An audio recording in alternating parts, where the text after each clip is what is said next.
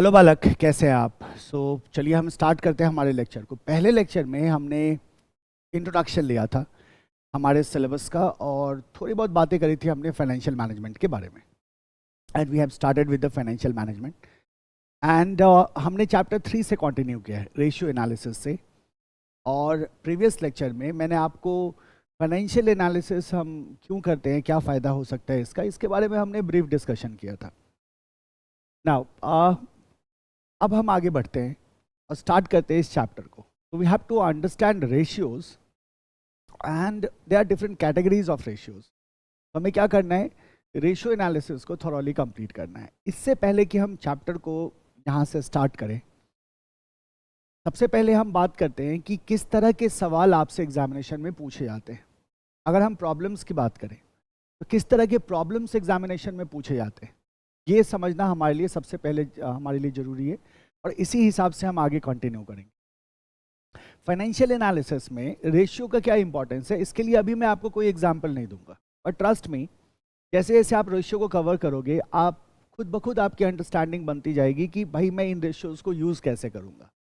And certainly after some time when we will be covering sufficient number of ratios, so then we will start analysis as well. But ये जरूरी है पहले से ही दिमाग में एक पिक्चर होना कि इस चैप्टर से किस तरह के क्वेश्चंस हमसे एग्जामिनेशन में पूछे जाते हैं, किस तरह के प्रॉब्लम्स हमसे एग्जामिनेशन में पूछे जाते हैं। तो सबसे पहले हम वही देखेंगे अभी, ठीक है। एक नोट सेक्शन बनाएंगे छोटा सा, यहाँ से स्टार्ट करते हैं हम। दिस इज आवर डे 2, है ना। एक छोटा सा नोट सेक्शन बनाएंगे और टाइप ऑफ क्वेश्चंस को हम यहाँ देखेंगे। हेडिंग कर देंगे type of questions, type of questions from this chapter. किस तरह के सवाल जनरली इस चैप्टर से पूछे जाते हैं। और ये जो मैं आपको टाइप्स ऑफ क्वेश्चंस बताऊंगा, अब यही सवाल एग्जामिनेशन में आते हैं, उसमें क्या वेरिएशंस हैं वो तो हमें पता है कि हम कवर करते हुए चलेंगे। सबसे पहले आ जाओ टाइप 1। ये बड़ा जनरल है ना। टाइप 1 में basically what they will ask you, they will give you data. मान लो उसने कंपनी का बैलेंस शीट दे दिया, इनकम स्टेटमेंट दे दिया, and then they will ask you to calculate different ratios.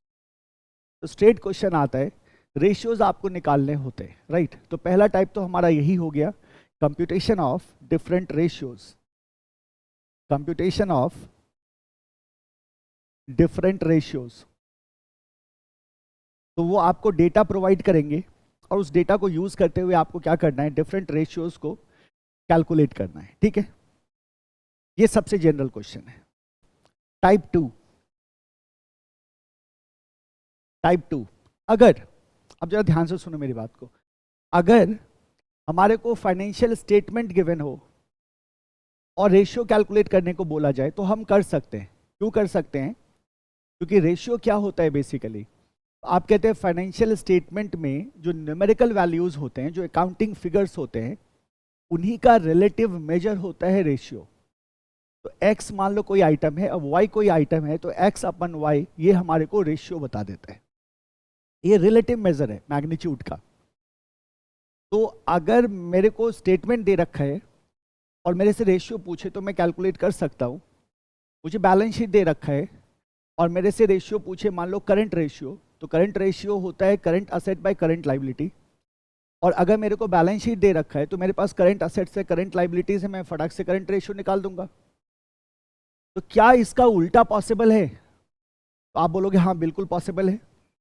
अगर हमें कुछ सेलेक्टेड आइटम डेटा गिवन हो, अगर हमारे पास कुछ selected numerical values accounting figures given हो और हमारे पास कुछ सेलेक्टेड रेशियोज गिवन हो, और फिर हमसे कहे कि बैलेंस शीट बनाओ, फिर हमसे कहे कि ट्रेडिंग प्रॉफिट लॉस अकाउंट बनाओ, तो that is the second type of question, जहां आपसे बैलेंस शीट प्रिपेयर करने को कहता है, स्टेटमेंट्स बनाने को कहता है और कुछ इंफॉर्मेशन आपको गिवन होगा। तो आप कहते हैं सर ये तो वाइसा वर्सा है, अगर मैं स्टेटमेंट से रेशियो निकाल सकता हूं तो मैं रेशियो से स्टेटमेंट भी बना सकता हूं, यस और no?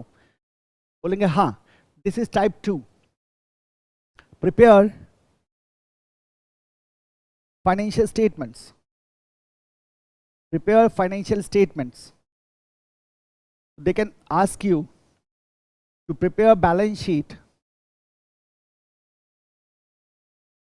Trading and profit loss account.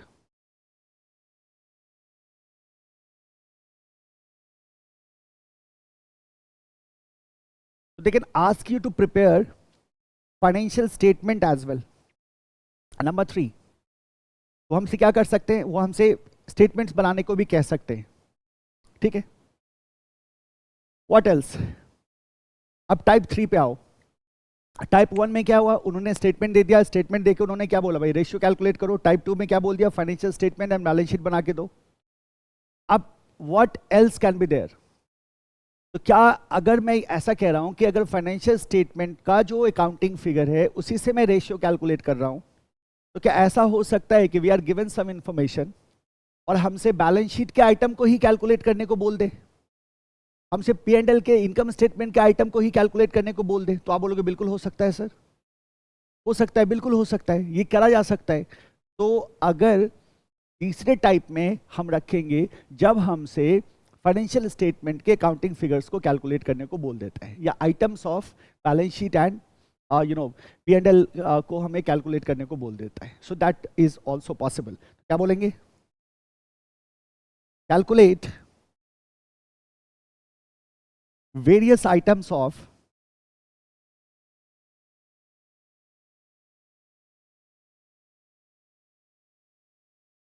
accounting या financial figures of financial statements,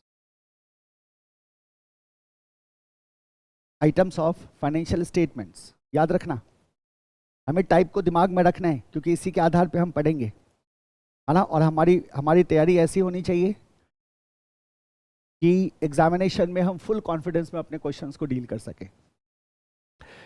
ये 3 एस्पेक्ट हो गए। एक क्या हो गया कि स्टेटमेंट गिवन है, रेशियो निकालना है। एक एस्पेक्ट क्या हो गया, भाई रेशियोज और कुछ डेटा गिवन है जिसके आधार पर स्टेटमेंट बनाना है। और फिर तीसरे में हम क्या कह रहे हैं कि हमें स्टेटमेंट के डिफरेंट फिगर्स को कैलकुलेट, मतलब they will give you a statement and you कुछ डेटा गिवन होगा, कुछ डेटा आपको कैलकुलेट करके दिखाना होगा। तो हम कहते हैं sir type 2 and type 3 are similar ना, तो हाँ that's okay, type 1 is also the same, है ना।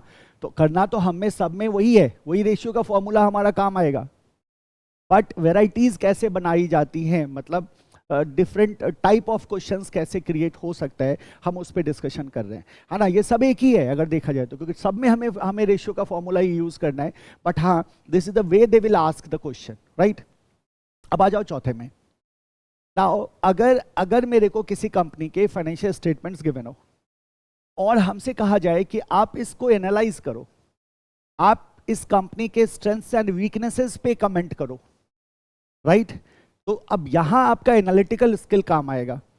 तो हर एक रेशियो को पढ़ते वक्त आप इंटरप्रिटेशन पढ़ोगे। जब मैं आपको रेशियो बताऊंगा तो मैं आपको इंटरप्रिटेशन बताऊंगा कि इस रेशियो का इंटरप्रिटेशन क्या है। और जब हम इंटरप्रिटेशन पढ़ेंगे तो अपन पूरा एकदम उसको अच्छी तरह से समझ के पढ़ेंगे, ताकि अगर हमसे एनालिसिस करने को बोलता है या स्ट्रेंथ वीकनेस पे कमेंट करने को बोलता है तो हम उसको आसानी से कर सकें, राइट। तो फोर्थ में रखते हैं हम comment on strengths and weaknesses compared with industry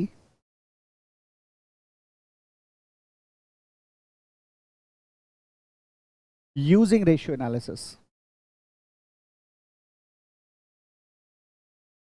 तो क्या होगा, इंडस्ट्री के रेशियोज, स्टैंडर्ड रेशियोज गिवन होंगे और हमें कंपनी का स्टेटमेंट गिवन होगा। हमें करना क्या है, कंपनी के स्टेटमेंट के आधार पे रेशियोज निकालने हैं और इंडस्ट्री के रेशियोज के साथ कंपेयर करना है, स्ट्रेंथ्स एंड वीकनेसेस पे कमेंट करना है, right. So this is our type 4। And type 5 बहुत सिंपल है, analyse financial statements to comment on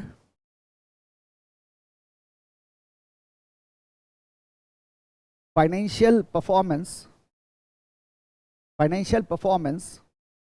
to comment on financial performance and position बोल दो या condition बोल दो। तो financial performance and financial conditions पे comment करने के लिए we will have to analyze the statements। ये 5 तरीके से सवाल आपसे पूछा जा सकता है एग्जामिनेशन में। अभी तक जितने भी क्वेश्चंस रेशियो पे आए हैं वो इन्हीं 5 कैटेगरी में फिट हो जाएगा। आपने ये कैटेगराइजेशन सर क्यों किया, क्योंकि मोर और लेस सब में मेरे को रेशियो में ही डील करना है। ये कैटेगराइजेशन मैंने इसलिए किया क्योंकि आप ना सरप्राइज फील ना करो एग्जाम में, ट्रस्ट मी। ये 5 टाइप हैं आपके, और इसके मैं 8 से 10 वेरिएशन बताऊंगा आपसे, उससे बाहर सवाल एग्जामिनेशन में किसी भी शर्त पे नहीं जाएगा। और ये मैं इस आधार पे कह रहा हूं कि आज तक एफएम में जितने भी क्वेश्चन पूछे गए हैं उसको बड़ा इन डेप्थ एनालिसिस किया है, हर एक क्वेश्चंस को बहुत गौर से एनालाइज करके मैं इस कंक्लूजन पे लेके जा रहा हूं कि ये 5 टाइप है, और इसके मैं 8 से 10 वेरिएशंस आपको बताऊंगा जहां आपको उलझाने की कोशिश एग्जामिनेशन में करी जा सकती है। इस तरह से वो सवाल पूछते हैं। कभी वो स्ट्रेट अवे रेशियोज कैलकुलेट करने को दे देते हैं, डेटा दे दिया, नीचे ABCD बोला भाई ये रेशियोज मेरे को कैलकुलेट करके दो। अब वो डेटा आइटम में ग्लिच होता है ना, वो हमारा वेरिएशन में कवर होगा, हम आगे देखेंगे। या फिर हमसे फाइनेंशियल स्टेटमेंट बनाने को दे सकता है, बहुत बहुत जनरल प्रैक्टिस है, ये डेटा गिवन है, बोलेगा भाई बैलेंस शीट बना के दो। या फिर हमसे वो बैलेंस शीट के या इनकम स्टेटमेंट के डिफरेंट एक आइटम को कैलकुलेट करने को बोल सकता है, so we can do that. या फिर हमसे स्ट्रेंथ एंड वीकनेस पे कमेंट करने को बोल सकता है इंडस्ट्री स्टैंडर्ड के साथ कंपेयर करके। या फिर सिंपल हमें फाइनेंशियल स्टेटमेंट को एनालाइज करके क्या करना होता है, कमेंट करना होता है कंपनी के फाइनेंशियल पोजीशन एंड परफॉर्मेंस पे।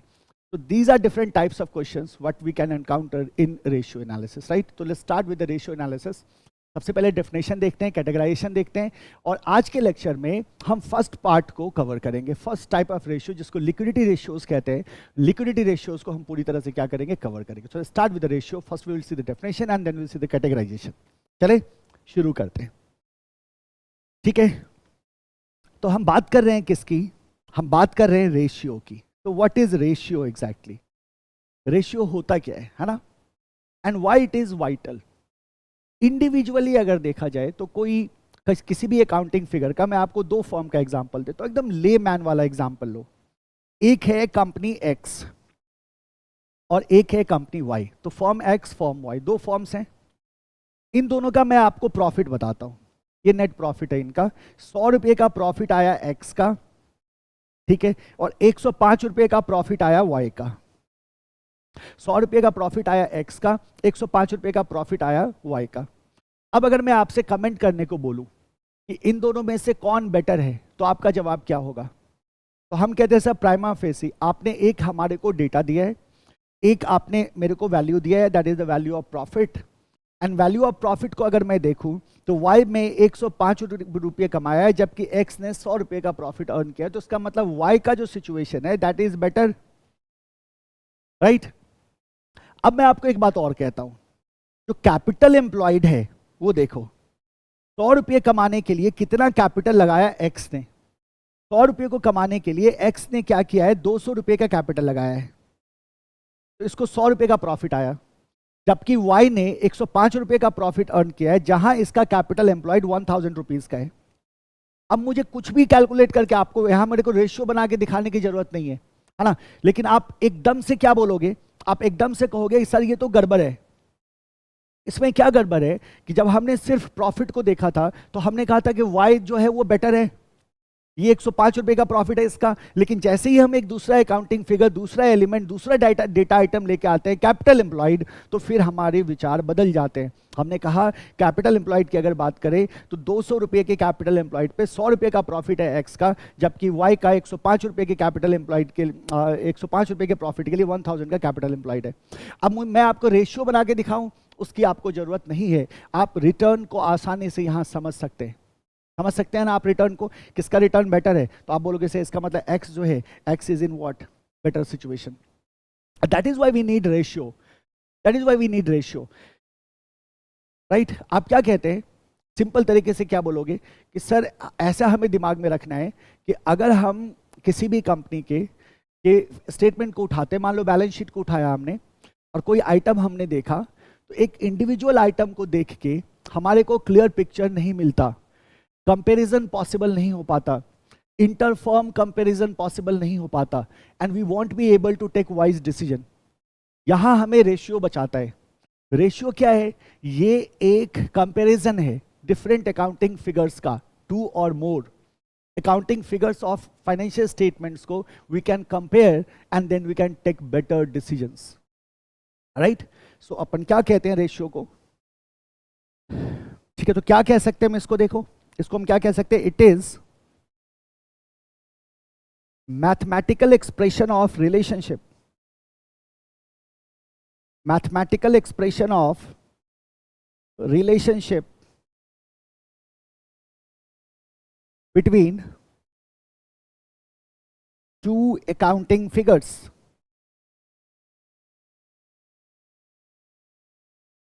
Between two accounting figures. तो ये एक तरह का एक्सप्रेशन ऑफ रिलेशनशिप है कि डिफरेंट एलिमेंट ऑफ स्टेटमेंट में, different accounting figures there in the statement, उनका आपस में क्या रिलेशन है। आप कहते हो, दूसरे शब्दों में आप क्या कह सकते हो, और it express the relative major, the relative measure of magnitude, the relative measure of magnitude of different accounting or financial figures in financial statements. In financial statements, तो जो फाइनेंशियल स्टेटमेंट में डिफरेंट अकाउंटिंग फिगर्स है, उनके relative magnitude को हम major करने के लिए we use something called as what, ratio, right. तो हमने कहा सर एक आइटम x है, एक आइटम y है, तो रेशियो गोज लाइज x अपन y। हम जानते हैं इसको ना, how it can be expressed. अब ये भी बड़ा इंपॉर्टेंट है, इसको भी हम ध्यान में रखेंगे हमेशा, बहुत बेसिक चीज है, आपको ऑलरेडी पता है। रेशियो को हम तीन तरह से एक्सप्रेस कर पाते हैं, right. Ratio can be expressed in terms of fraction, तो हमने कहा फ्रैक्शन के टर्म में भी हम रेशियो को हम डिनोट कर सकते हैं 2/10, तो आपने कहा 0.2, राइट।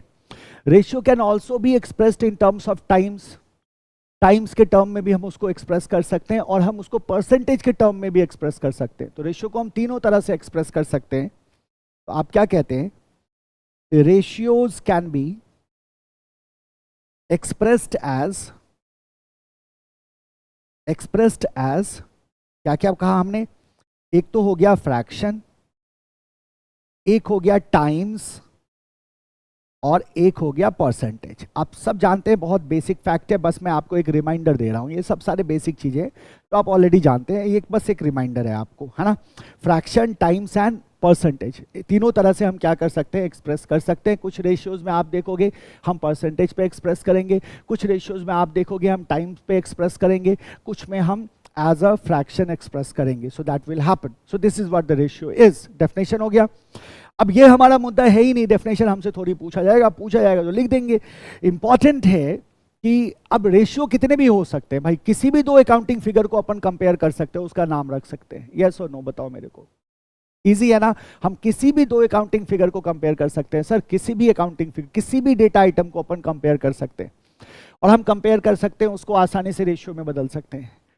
तो इसका मतलब क्या हुआ, इसका मतलब सीधा सीधा मतलब हुआ कि भाई रेशियो तो कितने भी हो सकते हैं, तो कितने भी हो सकते हैं, तो कितना रेशियो पढ़े, है ना, कितना रेशियो पढ़े। तो हम कहते हैं देखो बड़े सिंपल सी बात है, एक जनरल रूल तो रेशियो का हम समझते हैं कि किसी भी दो डेटा को हम रेशियो में कन्वर्ट कर सकते हैं। एक जनरल रूल हमें दिमाग में रखना है, और फिर हमें उसके बाद देखना है कि रेशियोज को हमने हमारे सिलेबस में 4 कैटेगरी में बांटा है, उन 4 कैटेगरी के डिफरेंट रेशियोज को हमें कवर करने हैं। और मैं आपको पहले ही बता चुका हूं कि अप्रॉक्सीमेटली 40 मेन रेशियोज हैं, 35 रेशियोज ऐसे हैं जो क्रिटिकल हैं, टिपिकल हैं, जिनका बहुत ज़्यादा यूज़ होगा। अदरवाइज 40-45 रेशियोज टोटल आपके सिलेबस में है। अगर मैं उसके एक्सटेंशन को इग्नोर करूँ तो मतलब पूरे सिलेबस में हार्डली देयर इज 50, सारे एक्सटेंशंस को अगर इंक्लूड करते हुए देखें तो उसमें से 30-35 का हम क्या करते हैं, बड़ा फ्रिक्वेंटली यूज़ करते हैं। तो बहुत मुश्किल नहीं है, बड़ा इजी चैप्टर है, but at the same time ये कंफ्यूजन क्रिएट कर सकता है। आपको टाइप में मैं बता चुका हूँ, 5 टाइप से सवाल पूछे जाते हैं, और इसको कॉम्प्लिकेट किया जा सकता है बहुत लार्ज स्केल पे, और कभी कभी इंस्टीट्यूट करता भी है ना। और एक और गलती होती है कि हमें लगता है कि हमने सही कर दिया, आंसर मैच करने जाते हैं, सब गड़बड़ हो जाता है। तो उसका तो हमारा सोल्यूशन पता है, हम क्या करने जा रहे हैं, हम सारे क्वेश्चन सॉल्व करेंगे बिना सोल्यूशन के, है ना। चलिए, तो अपन क्या करते हैं, कैटेगरीज देखते हैं, जो मेन मुद्दा है हमारा, ताकि हम आगे बढ़े।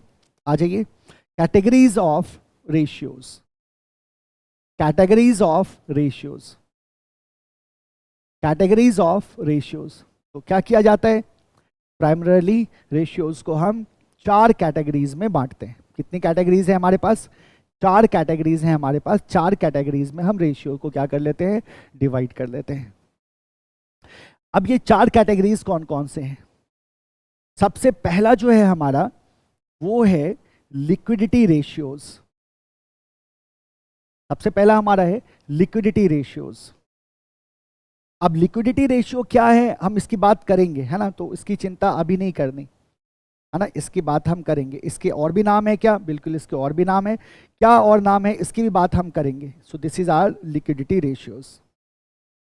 सेकेंड नंबर पे आता है हमारा लीवरेज रेशियोज।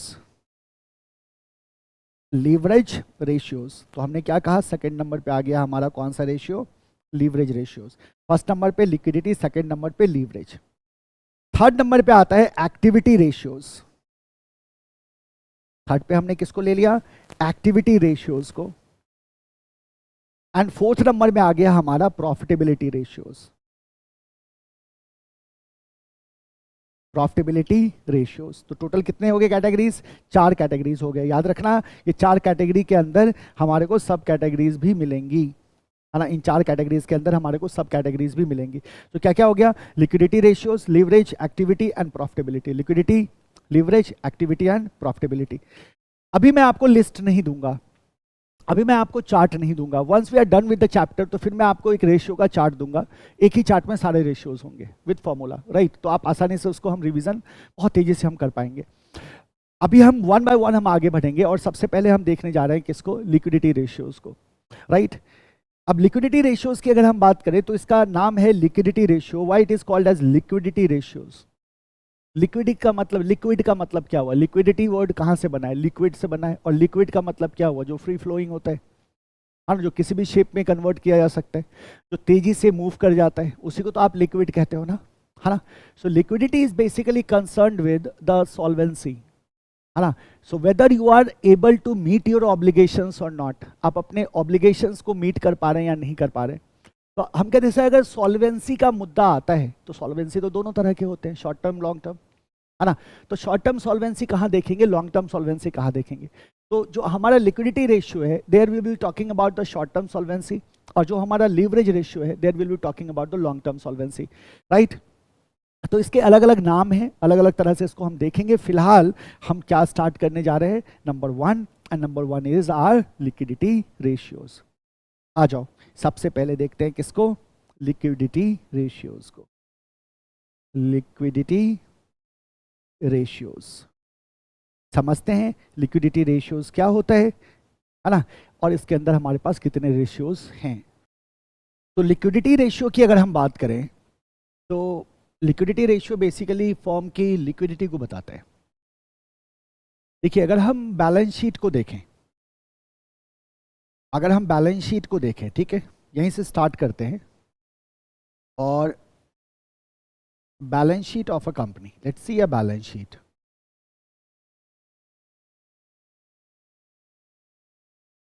अगर हम किसी कंपनी के बैलेंस शीट को देखें तो हमारे पास होती है इक्विटी एंड लाइबिलिटीज, और हमारे पास होते हैं असेट्स, ठीक है? We have equities and liabilities and we have assets. अब जरा गौर करो इसके डिफरेंट आइटम्स को अगर हम देखना शुरू करें तो हमारे पास सबसे पहले क्या होता है? तो हमने कहा सर हमारे पास होता है इक्विटी शेयर कैपिटल। तो we have equity share capital, ठीक है?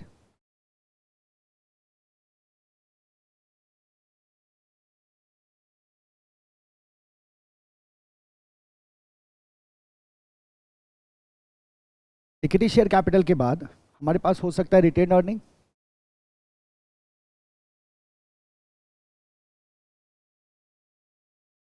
राइट? रिटेन अर्निंग के बाद preference share capital,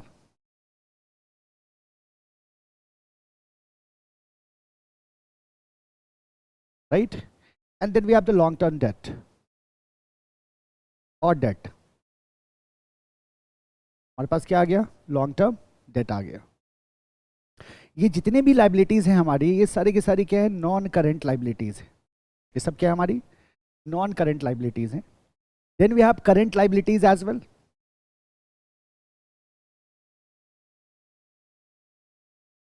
Likewise, here we have non-current assets. and we have current assets as well.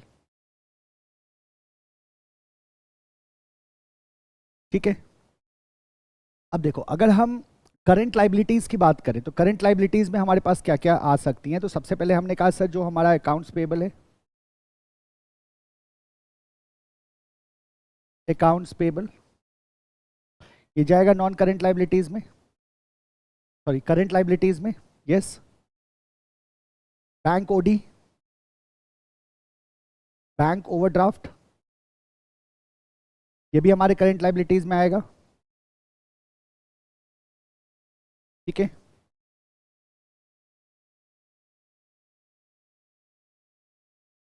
Then we have outstanding expenses,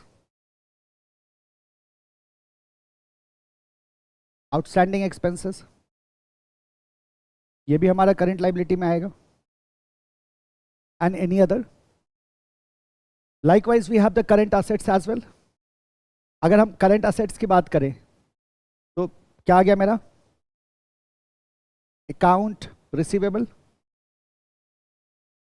है ना। ये जो account receivable है यही मेरा, ये बेसिकली क्या है मेरा, डेटर बोल दें, सन्ड्री डेटर बोल दें। अकाउंट पेएबल मेरा क्या है, ये मेरे क्रेडिटर्स हैं। तो we have the account receivable. Account receivable के बाद हमारे पास क्या होता है, वी हैव स्टॉक, राइट।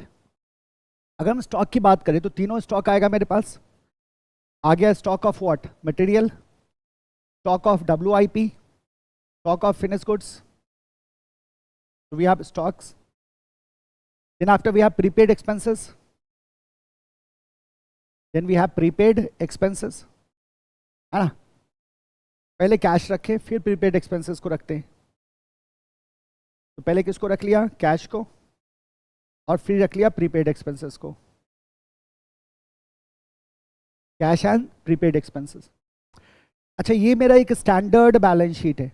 ये मेरा क्या है, एक स्टैंडर्ड बैलेंस शीट है। This is my standard balance sheet. ठीक है, अब जरा गौर करो कि we have to see the liquidity ratios. Liquidity ratios का मतलब क्या होता है, liquidity ratios basically short term solvency ratio होता है। कहने का मतलब है कि हमारी लिक्विडिटी पोजीशन कैसी है, मतलब कि हम अपने शॉर्ट टर्म ऑब्लिगेशंस को मीट कर पाएंगे या नहीं कर पाएंगे। अब हमारी शॉर्ट टर्म ऑब्लिगेशंस क्या है, तो हम कहते हैं सर हमारी शॉर्ट टर्म ऑब्लिगेशंस हैं, हमारी शॉर्ट टर्म जो हमारे पास लाइबिलिटीज हैं, तो क्या हम इसको मीट कर पाएंगे या नहीं कर पाएंगे, that what we have to see here. Now why it is important, आप खुद सोचो लिक्विडिटी क्या बताएगा, लिक्विडिटी किसी भी कंपनी के शॉर्ट टर्म सॉल्वेंसी को बताएगा। तो अगर मान लो you don't have sufficient liquidity, you won't be able to meet your obligations, तो जाहिर सी बात है आपका फाइनेंशियल हेल्थ अच्छा नहीं है।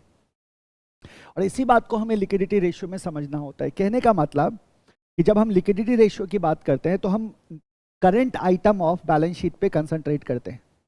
तो ये हमारा एरिया ऑफ फोकस होगा, यहाँ से हमारे को लिक्विडिटी रेशियोज मिलेंगी। अब सवाल आता है कि सर जो हम शॉर्ट टर्म ऑब्लिगेशंस की बात कर रहे हैं वो शॉर्ट टर्म किस टर्म की बात कर रहे हैं, 12 महीने की बात कर रहे हैं?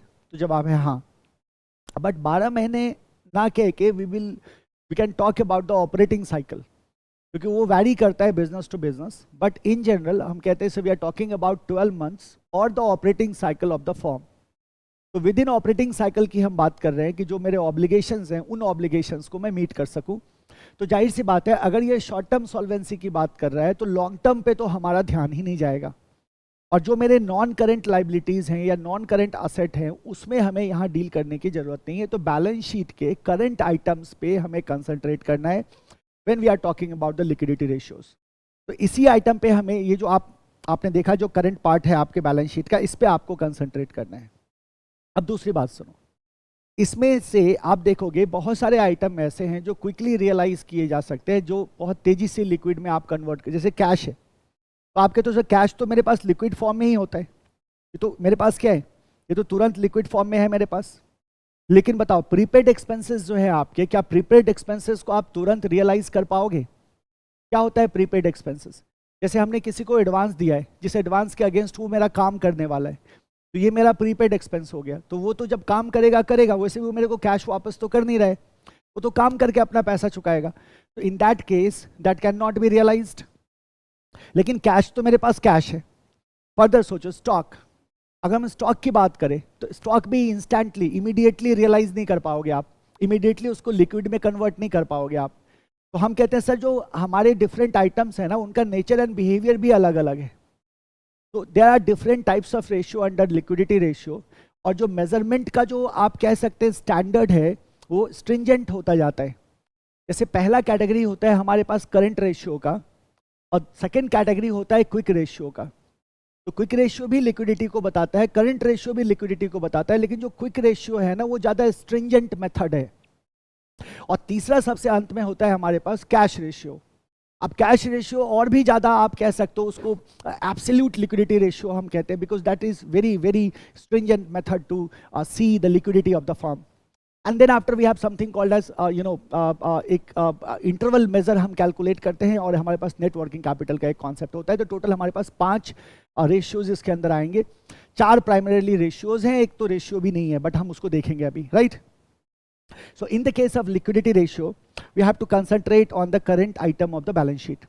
मैं फिर से कह रहा हूँ आपको, जब हम करंट आइटम की बात कर रहे हैं तो सारे आइटम आपके दिमाग में होना चाहिए, उसके बिहेवियर आपके दिमाग में रहने चाहिए, ये किस तरह से बिहेव करेगा, ताकि आपको आसानी से फॉर्मूला निकल के आएगा और आप इजीली क्या कर पाओगे, उसको डील कर पाओगे। So this is where we are going to concentrate as far as the liquidity ratio is concern.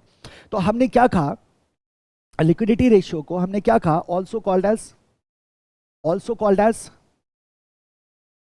Short term solvency ratio. Short term solvency ratio, short term solvency ratio नाम ही बता देता है बहुत कुछ, है ना। शॉर्ट टर्म सॉल्वेंसी मतलब क्लियर है सर, नाम से ही क्या हो रहा है, बहुत कुछ पता चल रहा है। तो व्हाट इज लिक्विडिटी, जरा सोचो इसके बारे में। लिक्विडिटी को कैसे डिफाइन कर सकते हैं, क्या बोलोगे? It refers to ability of firm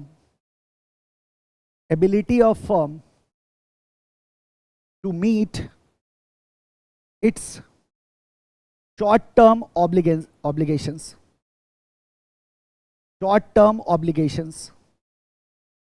usually 12 months,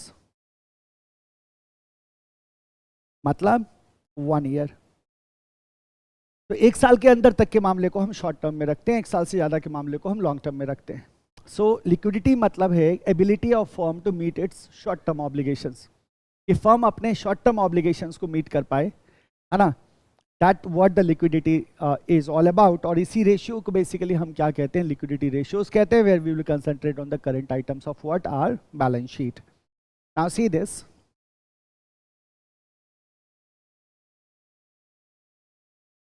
liquidity ratios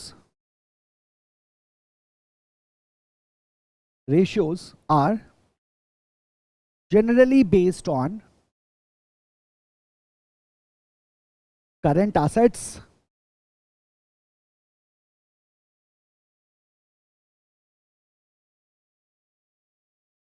ऐसे नहीं, based on relationship कर दो, based on relationship of current assets and current liabilities।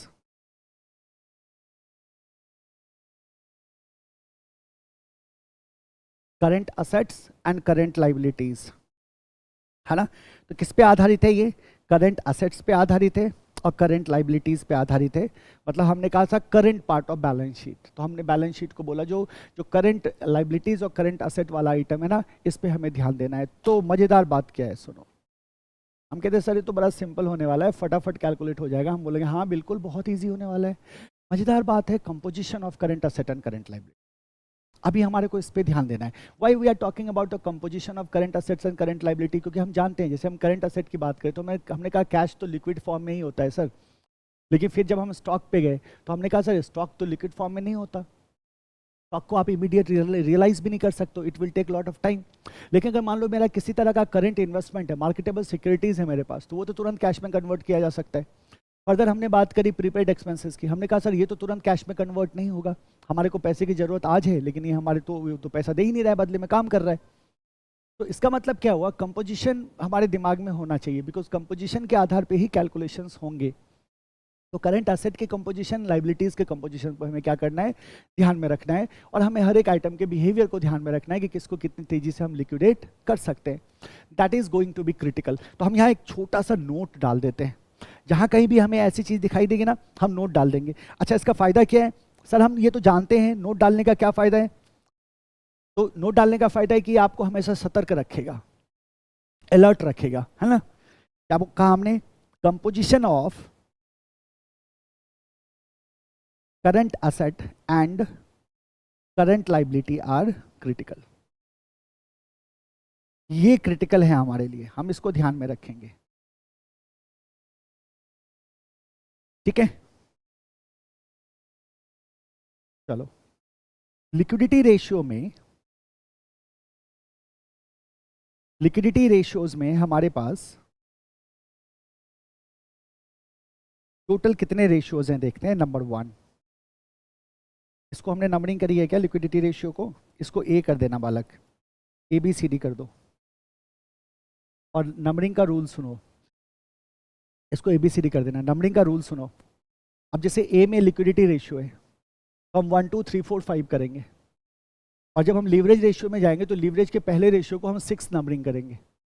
इससे क्या होगा, आपका टोटल रेशियो काउंट हो जाएगा, आपके फिंगर टिप पे रहेगा टोटल रेशियो, राइट। अलग अलग नंबरिंग हम नहीं रखने जा रहे हैं, हम सिंगल नंबरिंग रखेंगे। हेडिंग सेपरेट करने के लिए ABCD है हमारे पास। ये तो फर्स्ट कैटेगरी है हमारा, दैट इज आर ए। तो पहला रेशियो जो हम देखेंगे यहाँ, जो पहला रेशियो होता है आपका, that is your current ratio. ये है आपका current ratio. Second ratio is your quick ratio. Third is your cash ratio.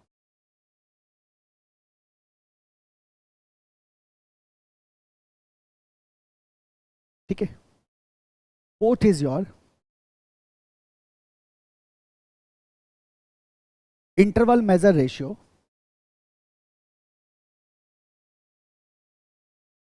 And fifth is net working capital.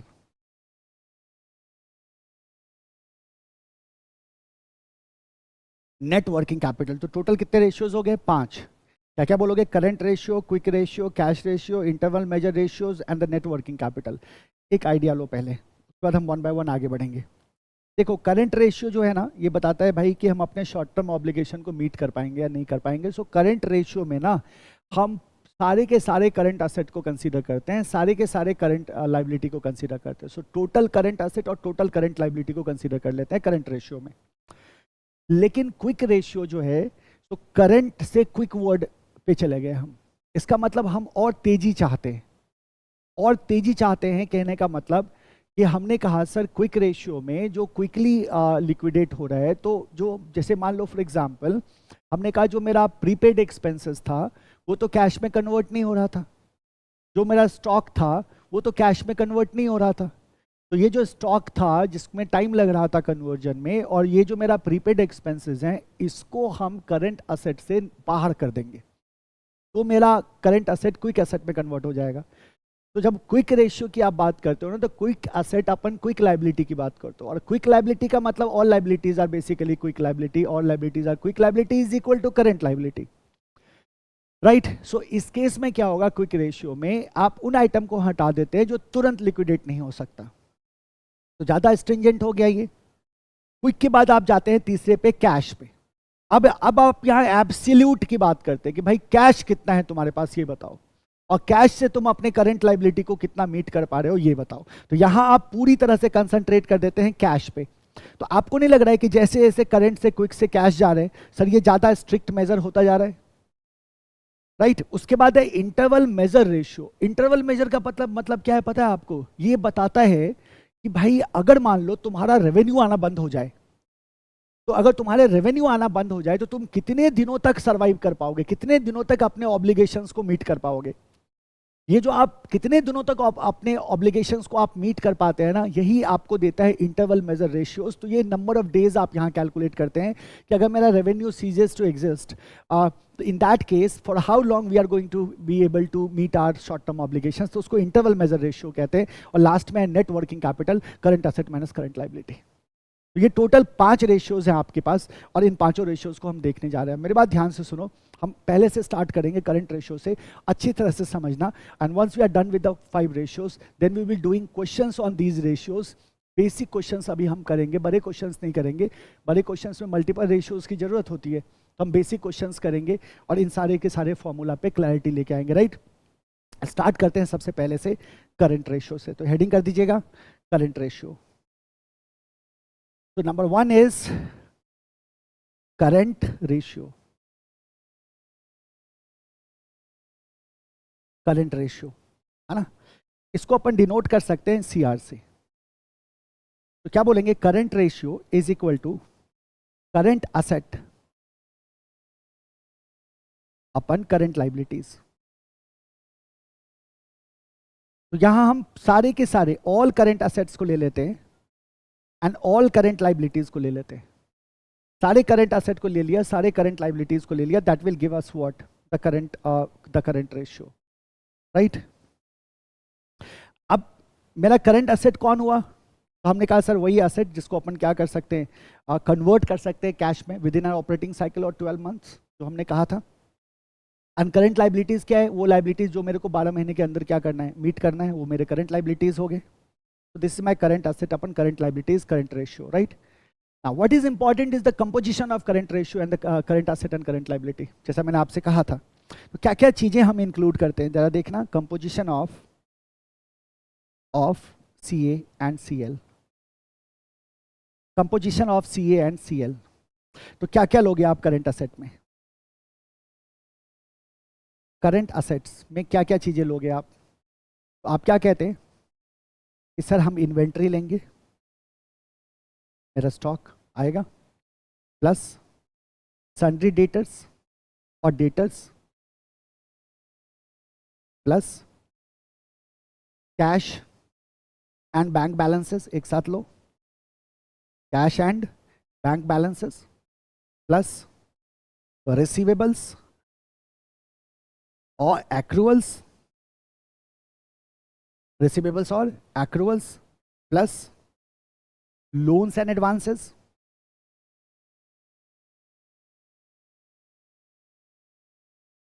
Plus disposable investments,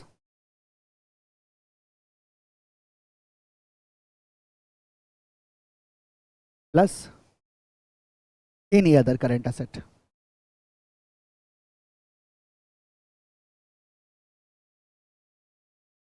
तो ये हमारे क्या हो गए current assets. Likewise current liabilities,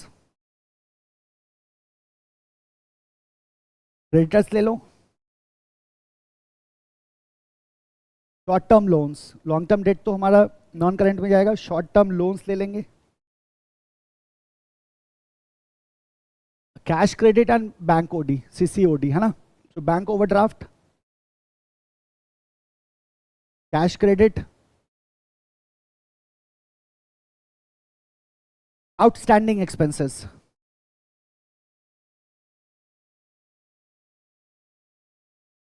outstanding expenses. अब प्रोविजंस को ले लो आप, provisions for taxation, provisions for taxation. अगर डिविडेंड प्रपोज्ड है, प्रपोज डिविडेंड, अच्छा अगर अनक्लेम्ड डिविडेंड है तो वो भी आएगा, अनक्लेम्ड डिविडेंड, अनक्लेम्ड डिविडेंड। तो ये हो गए हमारे क्या करंट लाइबिलिटीज, ठीक है। तो these are are current liabilities. तो ये कंपोजिशन है करंट असेट्स का एंड करंट लाइबिलिटीज का। तो total current asset, total current liabilities है ना, total current asset upon total current liabilities is equal to what, current ratio, ठीक है। Why this composition is very important, because जब आपको data given होगा तो you will have to find out कौन कौन से आपके करंट असेट्स हैं, कौन कौन से आपके करंट लाइबिलिटीज़ हैं। और यूजुअली बैलेंस शीट गिवन होता है, अगर नहीं होगा तो you will have to find it out. हो सकता है एडिशनल इन्फॉर्मेशन के फॉर्म में भी आपको दे दिया जाए, है ना। सो एडिशनल इन्फॉर्मेशन के फॉर्म में जब दिया जाएगा तो accordingly you will have to select your proper your data item, only then you will be able to calculate. अभी मैं आपको एक एग्जांपल करके दिखाऊंगा, ठीक है। तो ये हमारे क्या हो गए, ये मेरा हो गया करंट रेशियो। तो current ratio is equal to C A upon C L. मतलब क्या है, मतलब बड़ा सिंपल है कि हम अपने करंट ऑब्लिगेशंस को, जो हमारी लाइबिलिटीज़ है, उनको मीट करने के लिए हमारे पास सफिशियंट करंट असेट्स अवेलेबल है या नहीं है। अब सवाल आता है कि भाई कितना होना चाहिए। तो आप कहते हैं आइडियल रेशियो 2:1 का है। Current asset upon current liability का आइडियल रेशियो क्या है, 2:1 का है, तो 2 गुना होना चाहिए, है ना। इससे यही इंप्रेशन आता है हमारा। अब दो बातें हो सकती है, जरा सोचो, अगर ये रेशियो बहुत ही कम हो, मान लो 1/1 हो, या ये रेशियो बहुत ज़्यादा हो, मान लो 3/1 हो। अब दोनों ही सिचुएशन में प्रॉब्लम है। अगर ये रेशियो कम है, लो है, तो इसका मतलब है कि we won't be able to meet our short term obligations. और अगर ये रेशियो बहुत ज़्यादा हो गया, इसका मतलब है कि हमारे पास बहुत सारा ऐसा असेट है जो बेसिकली हम, जिसको हम यूज़ नहीं कर पा रहे। कहने का मतलब inefficient utilization of fund can be seen. यानी कि आइडियल रेशियो के आसपास ही हमें रहना है। बहुत ज़्यादा है तो इनएफिशिएंट यूटिलाइजेशन ऑफ फंड का केस बन रहा है, और अगर बहुत कम है, इसका मतलब we won't be able to meet our short term obligations. तो आपको दोनों को ध्यान में रख के चलना है, राइट। तो अपन क्या कहेंगे इसके इंटरप्रिटेशन में, आ जाओ, इंटरप्रिटेशन लिखो, इंटरप्रिटेशन लिखो, क्या कहोगे आप। Higher the ratio,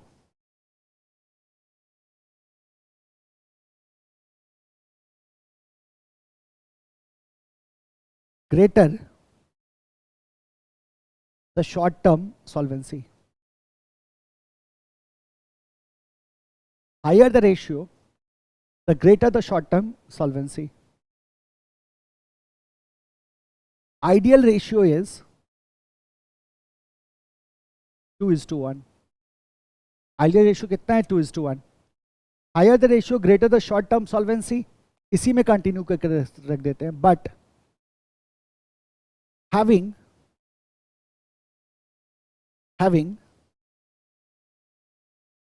more than 2 means there is inefficient utilization of fund.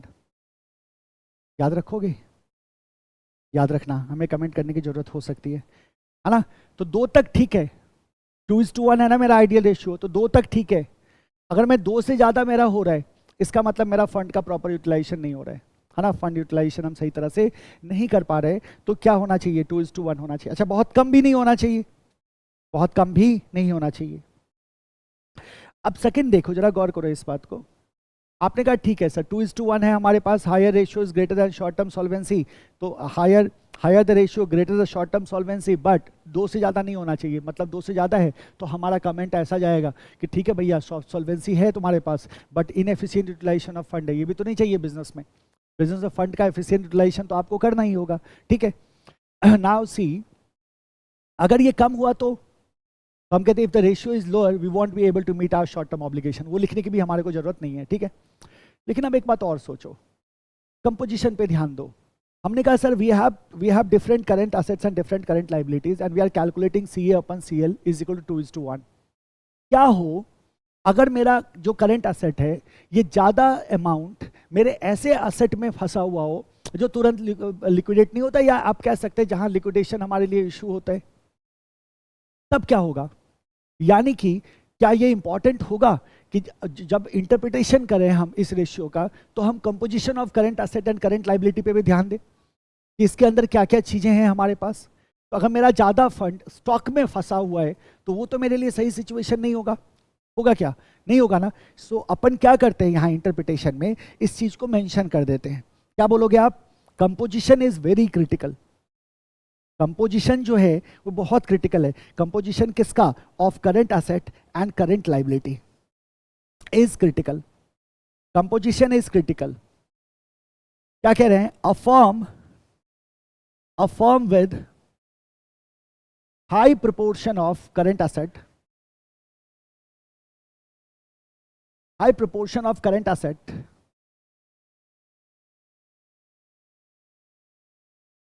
in form of high proportion of current asset in form of cash and trade receivable,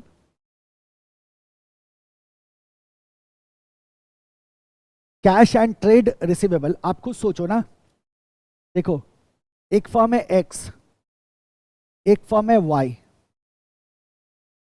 इसमें मैं आपसे कह रहा हूं कि high proportion of current asset जो है ये कैश के फॉर्म में है प्लस ट्रेड रिसीवेबल्स या अकाउंट रिसीवेबल के फॉर्म में है। कितना लंबा क्रेडिट दिया होगा आपने, है ना। और जो फॉर्म वाई है इसका जो हाई प्रोपोर्शन है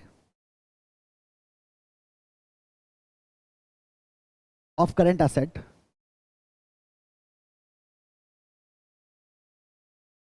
that is in form of inventory, इसका इन्वेंट्री में। और इसका जो करंट रेशियो है फॉर्म एक्स का that is 2:1 and form Y का जो करंट रेशियो है दैट इज ऑल्सो 2:1। ठीक है, बताओ आपका कमेंट क्या होगा, विच इज बेटर? बताइए आपका कमेंट क्या होगा, विच इज बेटर? आप क्या बोलोगे कि सर बड़ा मजेदार है ना, दोनों का रेशियो सेम है, दोनों का रेशियो सेम है तो दोनों सेम हो गया ना सर, दोनों की लिक्विडिटी सेम है तो शॉर्ट टर्म सॉल्वेंसी दोनों का सेम हो गया। हम कहते आप लेकिन कहते सर अभी ध्यान दो इस बात पे कि इसके कंपोजिशन में फर्क है, क्योंकि जो फॉर्म वाई है इसका जो करंट असेट है ज्यादा प्रोपोर्शन ऑफ करंट असेट इसका इन्वेंट्री के फॉर्म में है, लेकिन फॉर्म एक्स जो है इसका ज्यादा proportion of current asset cash के फॉर्म में है सर, ट्रेड रिसीवेबल के फॉर्म में है। इसका मतलब एक्स जो है वो ज्यादा लिक्विड है एज कंपेयर टू वाई। किसकी लिक्विडिटी पोजीशन बेटर है? तो हम कहते हैं सर एक्स की लिक्विडिटी पोजीशन बेटर है, क्योंकि इसके पास इसका करंट असेट ज्यादातर किस फॉर्म में है, कैश के फॉर्म में या ट्रेड रिसीवेबल के फॉर्म में, है ना। सो अपन क्या कहते हैं, यहां क्या कमेंट करोगे आप? तो आप बोलोगे liquidity position of X is better than Y. X का लिक्विडिटी पोजीशन क्या है, बेटर है वाई से। Though the current ratio is same, भले ही रेशियो सेम है लेकिन पोजीशन बेटर है। So while doing comment and interpretation you will be needing these concepts, तभी फुल मार्क्स चाहिए ना हमारे को फुल मार्क्स चाहिए। क्वेश्चन सॉल्व कर दिया, कमेंट नहीं किया, कमेंट अच्छी तरह से नहीं किया, गलतियां कर दी, तो क्या मार्क्स नहीं डिडक्ट होगा? पक्का डिडक्ट होगा। तो हमें इन बातों को ध्यान में रखना है। तो अपन इसको क्या वर्ड्स में लिख रहे थे, a firm with high proportion of current asset in form of cash and trade receivable क्या होगा, ज्यादा लिक्विड माना जाएगा, है ना। Is more liquid than the firm having high proportion of current asset in form of inventory,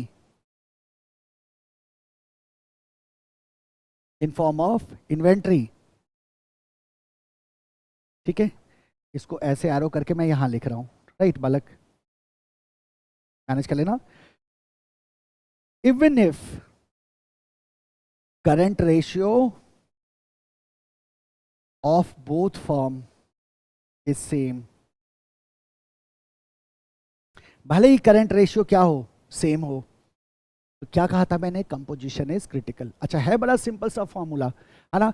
तो सारे variations को हमें लेके चल रहे हैं। क्यों लेके चल रहे हैं? एक तो आपको याद रखना है इनएफिशिएंट यूटिलाइजेशन ऑफ फंड, अगर 2:1 से क्रॉस कर जाओ तो आपने कहा 10:1 है मेरा करंट रेशियो, हम बोलो क्या बवाल कर रखा है ना। ऐसे थोड़ी काम करोगे आप, क्या बवाल कर रखा है आपने, ये तो गड़बड़ है ना। तो हम कहते हैं 2:1 इज द आइडियल रेशियो, इसी के आसपास रहना है गुरु हमारे को, ठीक है। फिर अपन बात करते हैं, एक तो ये हो गया, दूसरा हम क्या कह रहे थे sir, composition is critical. So while commenting about the current ratio we have to see the composition as well, कि किसका करंट एसेट जो है किस में ज्यादा अटका हुआ है। अगर कैश के फॉर्म में है आपके पास तो मजे हैं आपके, लेकिन अगर आप इन्वेंट्री में फंस के बैठे हुए हो तो इसका मतलब आपकी लिक्विडिटी क्या हो जाती है, कम हो जाती है as compare to the firm which is having more cash. This is our current ratio, right. चलते हैं सेकंड रेशियो पे, बड़ा सिंपल है, क्लियर है।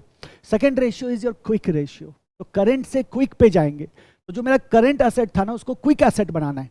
क्विक एसेट बनाना है तो ऐसा जिसमें टाइम लग रहा है ना, अपन क्या कहते हैं सर, जो स्टॉक को लिक्विड करना, it's a complicated task, it will take lot of time. हम कहते हैं प्रीपेड एक्सपेंसेस में तो मेरे को कैश ही नहीं मिल रहा है, तो वैसे ही लिक्विड नहीं होगा। तो हम करना क्या चाह रहे हैं, हम करंट एसेट से हम क्विक एसेट पे जाना चाह रहे हैं, करंट लाइबिलिटी से क्विक लाइबिलिटी पे जाएंगे। मजेदार बात क्या, मैं आपको शुरू में ही कह दिया था कि all current liabilities are quick liability, उसमें से कुछ हटाने की हमारे को जरूरत यहाँ नहीं है, हमारे को यहाँ अभी जरूरत नहीं है, राइट। तो हमने क्या कहा, तो हमारा क्विक रेशियो का फॉर्मूला क्या बनेगा, करंट एसेट की जगह क्विक एसेट आएगा और नीचे करंट लाइबिलिटीज आ जाएगा। तो क्या बोलेंगे, quick assets upon current liabilities, quick assets upon current liabilities. अब करंट लाइबिलिटीज से आइटम क्यों नहीं हटाने की जरूरत होती है, क्विक लाइबिलिटीज पे क्यों नहीं जाने की जरूरत होती है, we will talk about that, don't worry, है ना। तो अभी चलते हैं सेकंड रेशियो पे, we are done with the first ratio, चलते हैं सेकंड रेशियो पे। Second ratio is quick ratio, quick ratio, ठीक है। इसको हम also called as acid test ratio, इसको हम एसिड टेस्ट रेशियो भी कहते हैं।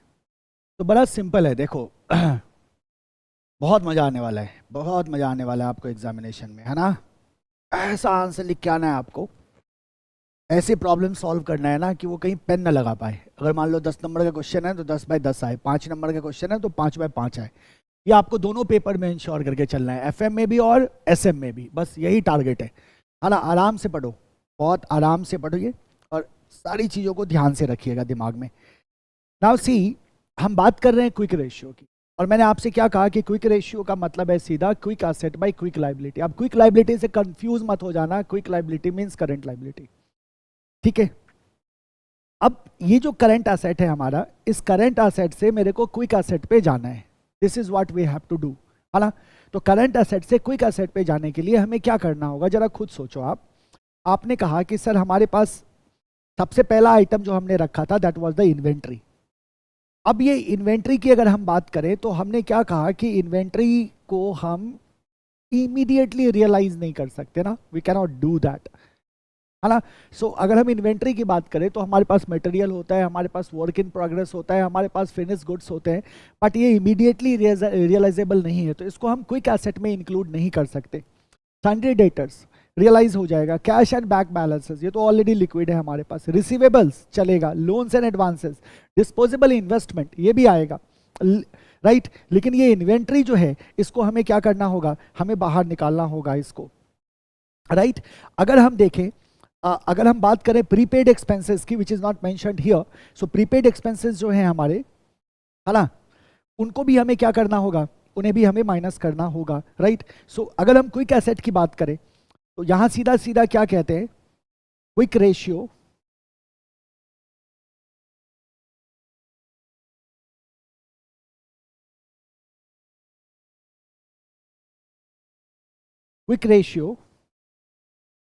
Is equal to quick assets divided by current liabilities,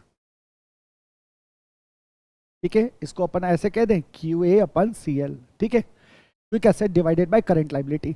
now here या वेयर क्विक एसेट क्या होगा हमारा, तो क्या कहेंगे, जो मेरा करंट एसेट है, करंट एसेट से हम क्या करते हैं, इन्वेंट्री को हमने माइनस कर दिया, और जो मेरे प्रीपेड एक्सपेंसेस हैं उसको भी हमने माइनस कर दिया। तो इन्वेंट्री को माइनस किया, प्रीपेड एक्सपेंसेस को माइनस किया, then we get something called as what, quick asset. Current liability का मतलब करंट लाइबिलिटीज, इसमें हमारे को किसी भी तरह के चेंज को करने की जरूरत नहीं है। तो this is your quick ratio, ध्यान में रखोगे, ये इंपॉर्टेंट है ध्यान में रखना। इन्वेंट्री एंड प्रीपेड एक्सपेंसेस को हम क्या करेंगे, माइनस कर देंगे। नाउ सी, इसका इंटरप्रिटेशन हम कैसे करें, इसके इंटरप्रिटेशन के लिए first of all see the ideal ratio. अब इसका आइडियल रेशियो जो है वो करंट रेशियो से ज्यादा होना चाहिए या कम होना चाहिए, आप क्या बोलोगे, सर इजंट इट ऑब्वियस, ये तो कम हो जाएगा। कम इसलिए होना चाहिए क्योंकि हमने इन्वेंट्री को और प्रीपेड एक्सपेंसेस को बाहर किया है। इसका मतलब क्या हो गया, इसका मतलब ये हो गया कि आइडियल रेशियो क्या होगा, कम होता है बेसिकली, इट इज़ 1:1।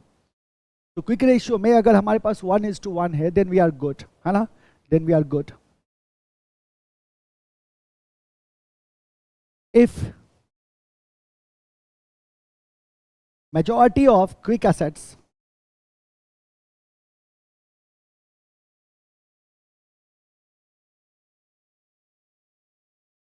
यहां हम किस चीज को डील कर रहे हैं, जिसको हमने पहले से क्रिटिकल बोला हुआ है, कंपोजिशन को, है ना। फर्दर हम यहां एक नोट यहां लिख लें, ओनली कैश और नियरली कैश एसेट्स, सिर्फ उसी को रखते हैं, only cash and nearly cash assets. इसीलिए हमने किसको बाहर कर दिया, इन्वेंट्री एंड प्रीपेड एक्सपेंसेस को बाहर कर दिया। तो कंपोजिशन की बात कर लेते हैं। If majority of quick assets are in account receivables, ध्यान देना,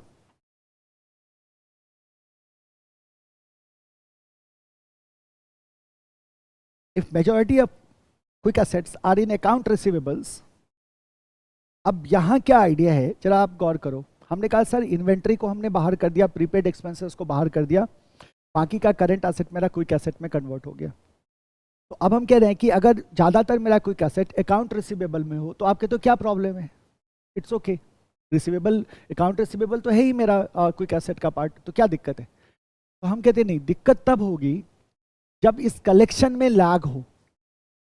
तो अकाउंट रिसीवेबल कलेक्शन हमें पढ़ना है, हम पढ़ेंगे आगे। ये जो अकाउंट रिसीवेबल कलेक्शन में अगर लैग हो, इसमें अगर डिले हो, तो you will be facing problems. तो हमें इस बात को भी ध्यान में रखना है कि हम कहते हैं majority of quick assets are in account receivables and there is lag. Lag का मतलब क्या, डिले, ऐसे लिख देना।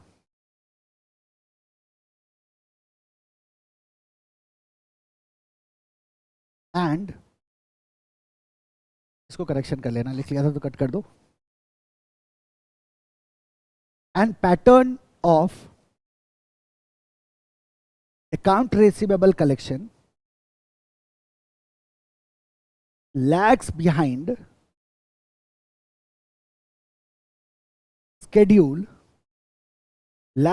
schedule for paying current liabilities। आपको याद होगा इंट्रोडक्शन में हमने एक छोटा सा एग्जांपल लिया था कि हमने 1 महीने के क्रेडिट पे रॉ मटेरियल उठाया और 6 महीने के क्रेडिट पे प्रोडक्ट बेच दिया। अब हमने क्या कहा कि जो मैंने प्रोडक्ट बेचा वो 6 महीने के क्रेडिट पे बेच दिया, तो पैसा 6 महीने बाद आएगा, लेकिन जो मैंने मटेरियल उठाया था वो मैंने 1 महीने के क्रेडिट पे उठाया था। इसका मतलब जब मटेरियल का पेमेंट करने की बात आएगी तो उस समय हमारे पास पैसे ही नहीं होंगे ना। तो कुछ that is what we are talking about here, कि अगर मेरा अकाउंट रिसीवेबल कलेक्शन का जो है वो लैग करता है, you know, against what we have to pay for the current liabilities, so in that condition it will be problematic, है ना। ये क्या होगा, problematic होगा ना। सोचो, है ना, डिमांड ज़्यादा है, आपके पास पैसे ही नहीं है। क्यों नहीं पैसे हैं, because lagging behind the schedule, right. So इसको हम मैनेज करते हैं, of course we will see how to manage it, we will be managing this as well. तो ये हमारा क्विक रेशियो हो गया, ज़्यादा डिस्कशन की जरूरत नहीं है। Quick asset is equal to current assets minus inventory minus prepaid expenses, ठीक है। So this is our quick ratio. चलते हैं थर्ड पे, कैश रेशियो। यहाँ सिर्फ कैश की बात करते हैं। तो क्या था हमारे बैलेंस शीट में ऐसा, तो हमने कहा था बैलेंस शीट में हमें एक तो सीधा कैश दिखा था, तो यहाँ हम कैश को ही उठाते हैं। जब हम कैश को उठाते हैं ना, तो यहाँ हमारे करंट इन्वेस्टमेंट भी आ जाते हैं, मार्केटेबल सिक्योरिटीज, जिसको हम तुरंत लिक्विडेट कर सकते हैं। तो marketable securities very nearly cash. तो जब अपन कैश रेशियो की बात करते हैं ना, तो वहाँ हम बिल्कुल ही एब्सोल्यूट लिक्विडिटी रेशियो कहा जाता है उसको, एब्सोल्यूट लिक्विडिटी, एकदम बिल्कुल लिक्विडिटी, जो लिक्विड फॉर्म में ही होता है मोर और लेस। तो कैश प्लस मार्केटेबल सिक्योरिटीज लेके चले आते हैं हम, और फिर उसको डिवाइड कर देते हैं करंट लाइबिलिटी से, in the case of what, cash ratio, जो हमारा तीसरा रेशियो है। तो चलते हैं तीसरे पे, that is our cash ratio, third is cash ratio. तो दो हो गया हमारा, कौन कौन सा, current and quick. What is current, current assets upon current liability. What is quick, quick assets upon current liability. What is quick assets, current assets minus inventory minus prepaid expenses, right. Now we will go to the cash ratio. क्या कहा हमने, इसको किस नाम से बुलाते हैं, it is also called as, it is also called as absolute liquidity ratio. अगर आपसे पूछ देना कि लिक्विड रेशियो बताओ, तो बालक इसको बोलना, ये है लिक्विड रेशियो। ये क्या है मेरा, ये मेरा लिक्विड रेशियो है। इसको आप एसिड टेस्ट रेशियो बोल दो या लिक्विड रेशियो बोल दो, क्विक रेशियो को।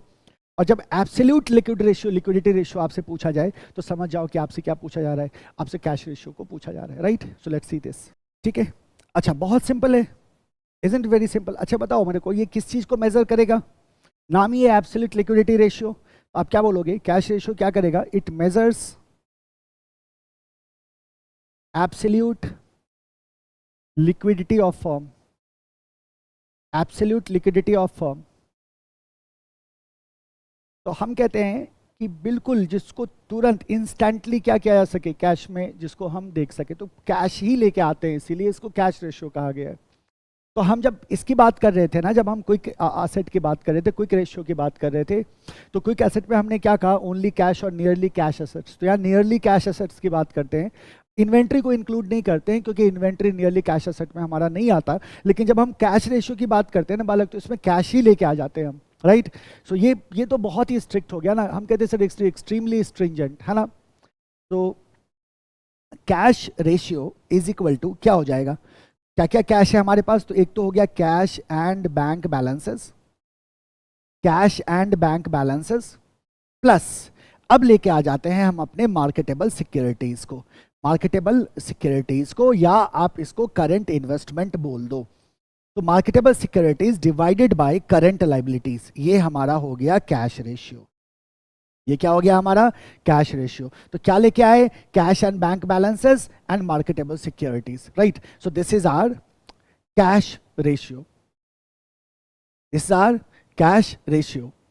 या लिख ही डालो, है ना, या cash and bank balances, cash and bank balances plus current investments, plus current investments divided by current liabilities. तो ये मेरा क्या हो गया, this is my cash ratio, है ना। बात करते हैं किसकी, बात करते हैं इसके इंटरप्रिटेशन की।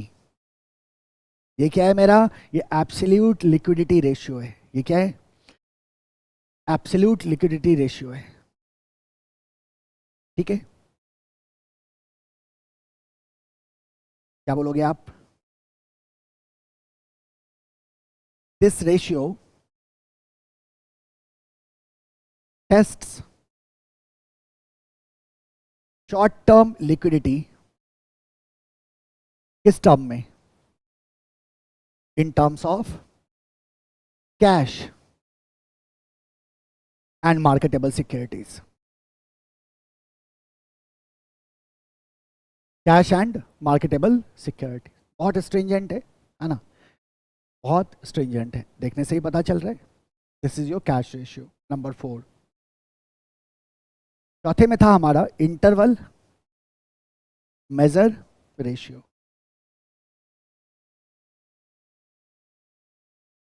इंटरवल मेजर रेशियो, है ना, क्या कहा हमने, इंटरवल मेजर रेशियो आपने नोट कर लिया होगा।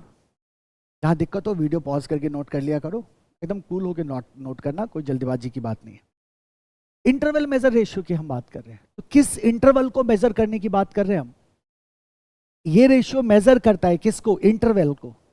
तो हम किस इंटरवल की बात कर रहे हैं, है ना, मध्यांतर हुआ ना इंटरवल का मतलब, टाइम पीरियड। मूवी देखते हो ना, बीच में इंटरवल आता है ना, क्या होता है वो इंटरवल, उस इंटरवल में स्क्रीन नहीं चल रहा होता, ब्रेक दिया जाता है आपको। आपने कहा 3 घंटे की फिल्म है, तो आपने 1.5 घंटे फिल्म देखा, फिर 10 मिनट का आपको ब्रेक मिल गया, फिर उसके बाद फिल्म शुरू होगी, तो 10 मिनट का जो ब्रेक है वो आपका इंटरवल है। तो इंटरवल को हम मेजर करना चाह रहे हैं, तो बिजनेस में हम किस इंटरवल को मेजर करना चाह रहे हैं, तो हम कहते हैं उस इंटरवल को कि जिस इंटरवल में हम अपने शॉर्ट टर्म ऑब्लिगेशन को मीट कर सकें, जबकि हमारा रेवेन्यू क्या हो रहा है, नहीं आ रहा है। तो that interval what we have to measure here. So interval की अगर हम बात करें ना, तो हम कहते हैं इंटरवल फॉर व्हाट। ऐसे सोचो, इंटरवल फॉर व्हाट, किस इंटरवल की बात कर रहे हैं हम यहाँ, किस इंटरवल की बात कर रहे हैं। तो आप क्या बोलोगे, तो सर इंटरवल बेसिकली ये टाइम होगा for which company can cover it's cash expenses, it cash expenses without need of additional funding। बाहर से पैसा नहीं लाना, तो क्या हम अपने कैश एक्सपेंसेस को कितने दिनों तक कवर कर पाते हैं बिना किसी एडिशनल फंडिंग के, बिना किसी एडिशनल फाइनेंसिंग के। हम अपने कैश एक्सपेंसेस को कितने दिन तक कवर कर पाते हैं, इस इंटरवल को मेजर करते हैं हम यहां under the interval measure ratio, right. So आप क्या कहते हो यहां इंटरवल मेजर रेशियो को, it is also called as, इसका एक और नाम है, it is also called as basic defence interval. इसका भी मतलब यही हुआ, बेसिक डिफेंस इंटरवल, है ना। कितने दिनों तक डिफेंस कर पा रहे हो आप, कहने का मतलब आप अपने कैश एक्सपेंसेस को कितने दिनों तक कवर कर पाओगे। तो इसका मतलब क्या हुआ जरा देखो, basic defence interval is equal to, क्या लेके आओगे यहां, आपने कहा सर सबसे पहले तो कैश एंड बैंक बैलेंसेस हमारा काम आएगा, कैश एंड बैंक बैलेंसेस हमारा काम आएगा, प्लस और क्या था मेरा जो कैश था जो तेजी से हम कन्वर्ट कर पा रहे थे, आपने कहा सर मार्केटेबल सिक्योरिटीज थी हमारी, तो मार्केटेबल सिक्योरिटीज को भी हम यहां लाएंगे, प्लस और क्या था, तो रिसीवेबल्स था हमारा, नेट रिसीवेबल्स। तो marketable securities, net receivables and cash and balances, ये कितना है मेरे पास, ये कितना है मेरे पास, और मेरी लाइबिलिटीज कितनी आती है उसके अगेंस्ट। अब ये लाइबिलिटीज का यहाँ कैसे पता चलेगा, तो हम कहते हैं sir we are talking about the cash expenses, हम अपने एक्सपेंसेस की बात कर रहे हैं कि हमारा टोटल एक्सपेंस को हम कवर कर पाते हैं या नहीं कर पाते। तो अगर मान लो एक साल में मेरा 12 रुपये का टोटल एक्सपेंस आया है ऑपरेटिंग एक्सपेंसेस, तो एक महीने में मेरा 1 रुपये का एक्सपेंस आया। मान लो ये तीनों आइटम मिला के मेरे पास 5 रुपये है, इसका मतलब मैं 5 महीने अपने कैश एक्सपेंसेस को कवर कर सकता हूँ, 5 मंथ्स तक मैं अपने कैश एक्सपेंसेस को कवर कर सकता हूँ। तो ये जो मेरा ऑपरेटिंग एक्सपेंसेस हैं, ये जो मेरे ऑपरेटिंग एक्सपेंसेस हैं, ये ऑपरेटिंग एक्सपेंसेस को हमें देखना होगा, और यहाँ डिनोमिनेटर पे हमारा आ जाता है क्या, कि जो मेरा टोटल ऑपरेटिंग एक्सपेंसेस हैं, टोटल ऑपरेटिंग एक्सपेंसेस हैं, उसको हमें क्या कर देना होगा, डिवाइड कर देना होगा, किससे, नंबर ऑफ डेज से। अब वो 360 भी हो सकता है, 365 भी हो सकता है। तो अब that will give us the basic defence interval, यानी कि cash and bank balances, marketable security, net receivable is divided by the operating expenses. अब सवाल यहाँ अब दो बातें आती है, जरा गौर करो। सबसे पहली बात आती है कि 360 ले या 365 ले, क्वेश्चन में गिवन होगा, नहीं गिवन है 360 ले लो, कैलकुलेशन आसान होगा। ऑपरेटिंग एक्सपेंसेस की अगर हम बात करें, this is what we have to see, कि ऑपरेटिंग एक्सपेंसेस में हमारे पास क्या क्या एक्सपेंसेस होंगे, ये मेरे कैश एक्सपेंसेस हैं, है ना, और इसी को हम बेसिकली कैलकुलेट कर रहे हैं। तो मेरे पास टोटल जो फंड अवेलेबल है और मेरा जो डेली ऑपरेटिंग एक्सपेंसेस है, तो डेली ऑपरेटिंग एक्सपेंसेस से अगर मैं फंड को डिवाइड कर दूं, तो हमारे को नंबर ऑफ डेज मिल जाएगा कि कितने दिनों तक हम अपने ऑपरेटिंग एक्सपेंसेस को कवर कर पाएंगे, अपने कैश एक्सपेंसेस को कवर कर पाएंगे। तो आप क्या कहते हैं, वेयर डेली ऑपरेटिंग एक्सपेंसेस में एक्सपेंसेस इज इक्वल टू, इसमें आएगा आपका cost of good sold, COGS, plus selling and administrative expenses, selling and admin and other general expenses, and other general expenses, ठीक है, माइनस नॉन कैश एक्सपेंसेस को हम क्या करेंगे, इसमें से हटा देंगे। जाहिर सी बात है हम कैश एक्सपेंसेस की कवर करने की बात कर रहे हैं, तो नॉन कैश एक्सपेंसेस क्या होगा, डिडक्ट हो जाएगा। हम किसकी बात कर रहे हैं, हम कैश एक्सपेंसेस को कवर करने की बात करें, तो नॉन कैश एक्सपेंसेस हमारे क्या होंगे, डिडक्ट हो जाएंगे। अब नॉन कैश एक्सपेंसेस में क्या हुआ, डेप्रिसिएशन हुआ, है ना। तो अपन क्या कहते हैं, depreciation and other non cash expenses, and other non cash expenses. तो ये मेरा क्या दे देगा, ये मेरा ऑपरेटिंग एक्सपेंस देगा, है ना, ऑपरेटिंग एक्सपेंस देगा। डेली हटा दो, ये मेरा क्या दे देगा, ऑपरेटिंग एक्सपेंसेस दे देगा।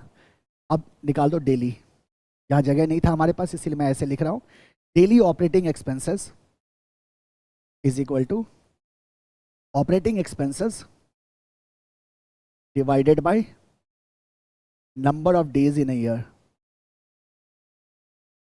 Divided by number of days in a year. तो 360 या 365 वट एवर गिवन, उसके हिसाब से हम क्या करेंगे, डेली ऑपरेटिंग एक्सपेंसेस निकाल देंगे। और डेली ऑपरेटिंग एक्सपेंसेस को हम यहाँ क्या कर देंगे, हमारे पास जो total cash and bank balances है, नेट रिसीवेबल है, मार्केटेबल सिक्योरिटीज है, उसको हम डिवाइड कर देंगे। We will get the basic difference interval in number of days. तो वैल्यू आएगा वो किस में आएगा, नंबर ऑफ डेज में आएगा। This is your interval measure ratio.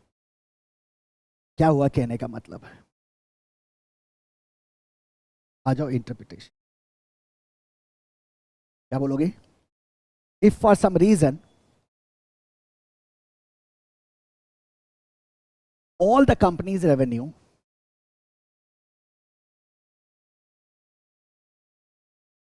ceases suddenly,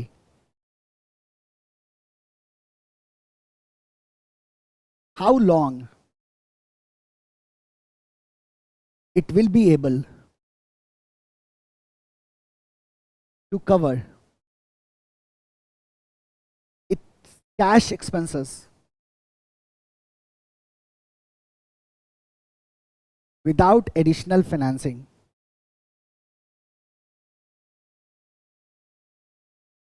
is measured by basic defense interval.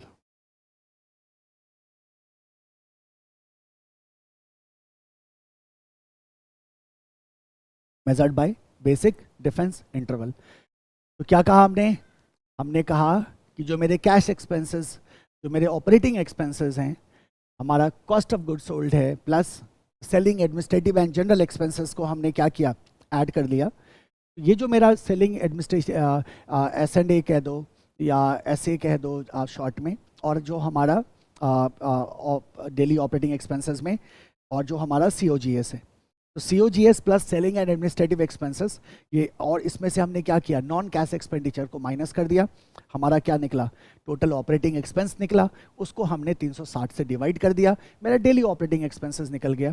और फिर हमने देखा कि हमारे पास कितना एसेट अवेलेबल है, तो हमने कहा हमारे पास कैश एंड बैंक है, हमारे पास मार्केटेबल सिक्योरिटीज़ हैं, हमारे पास रिसीवेबल्स है, इनको टोटल कर दिया और डेली ऑपरेटिंग एक्सपेंसेस से डिवाइड कर दिया। वी विल गेट कि भाई कितने दिनों तक हम अपने एक्सपेंसेस को कवर कर पाएंगे, प्रोवाइडेड हमारा कोई भी रेवेन्यू जनरेट नहीं हो रहा है।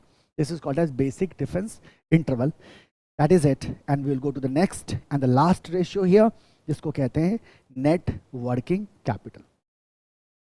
अब ये कोई रेशियो तो है नहीं, this is not a ratio, है ना, पहली बात, it is not a ratio. इसका इस्तेमाल बैंकर्स करते हैं। अब वर्किंग कैपिटल लोन के लिए जाते हो, तो आप कहते हैं वर्किंग कैपिटल लोन के लिए जाएंगे, तो what, how the bank is going to determine कि भाई कितना लोन मिलना चाहिए या नहीं मिलना चाहिए। तो आप क्या कहते हैं, जो वर्किंग कैपिटल रिक्वायरमेंट कैलकुलेट होती है, तो मिनिमम वर्किंग कैपिटल रिक्वायरमेंट के आधार पे बैंक क्या करता है, लोन देता है। नेट वर्किंग कैपिटल जो है, it's a very simple thing. आप बोलोगे net working capital, net working capital is equal to current assets minus current liability, current assets minus current liability. बस इतना ध्यान रखना है करंट लाइबिलिटी में, that short term bank borrowings, short term bank borrowings are excluded, short term bank borrowings are excluded. तो net working capital is basically current assets minus current liability. इसमें ध्यान में बस इतना रखना है हमें कि जो बैंकर्स होते हैं, bankers use this to determine companies ability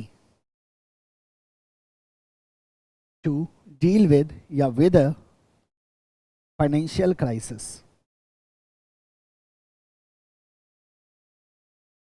इससे कंपनी की क्या एबिलिटी है फाइनेंशियल क्राइसिस को डील करने का, डिफरेंस से पता चलेगा, सरप्लस है ना। This is it,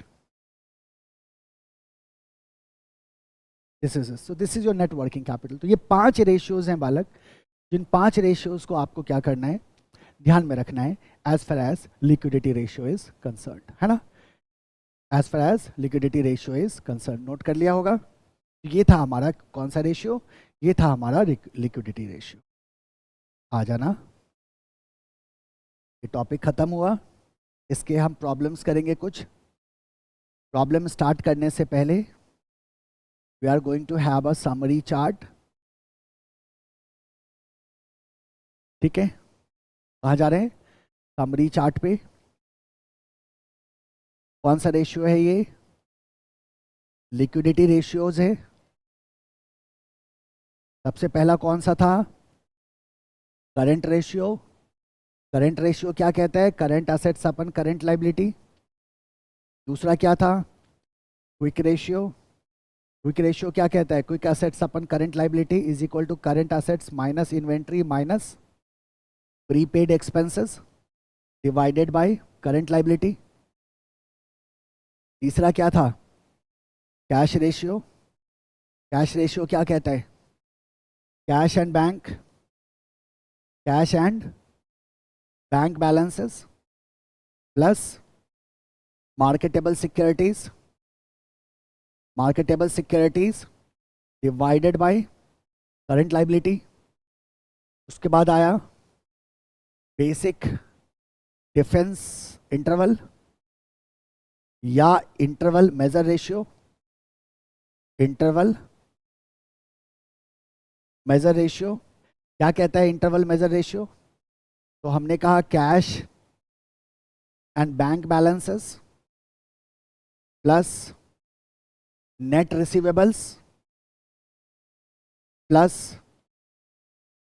marketable securities divided by daily operating expenses, ठीक है।